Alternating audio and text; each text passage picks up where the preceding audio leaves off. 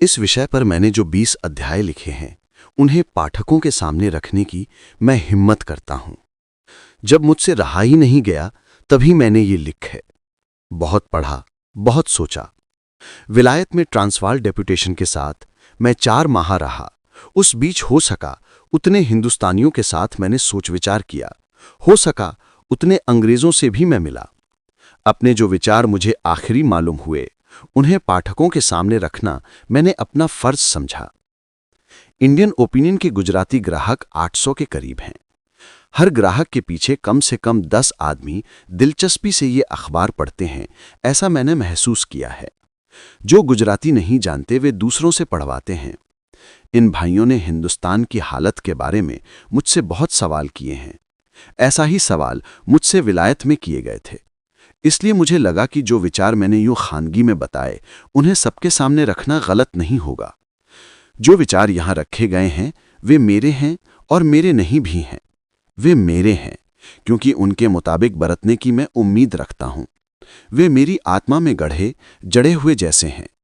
वे मेरे नहीं हैं क्योंकि सिर्फ मैंने ही उन्हें सोचा हो, सो बात नहीं है। कुछ किताबें पढ़ने के बाद वे बने हैं। दिल में भीतर ही भीतर मैं जो महसूस करता था, उसका इन किताबों ने समर्थन किया। ये साबित करने की जरूरत नहीं है कि जो विचार मैं पाठकों के सामने रखता हूं, वे हिंदुस्तान में जिन पर पश्चिमी सभ्यता की धुन सवार नहीं हुई है, ऐसे बहुतेरे हिंदुस्तानियों के हैं। लेकिन ये विचार यूरोप के हजारों लोगों के हैं। ये मैं अपने पाठकों के मन में सबूतों से ही जचाना चाहता हूं। जिसे इसकी खोज करनी हो, जिसे ऐसी फुर्सत हो, वो आदमी वे किताबें देख सकता है। अपनी फुर्सत से उन किताबों में से कुछ ना कुछ पाठकों के सामने रखने की मेरी उम्मीद है। इंडियन ओपिनियन के पाठकों या औरों के मन में मेरे लेख पढ़कर जो विचार आएं, उन्हें अगर वे मुझे बताएंगे तो मैं उनका आभारी रहूंगा। उद्देश्य सिर्फ देश की सेवा करने का और सत्य की खोज करने का और उसके मुताबिक बरतने का है।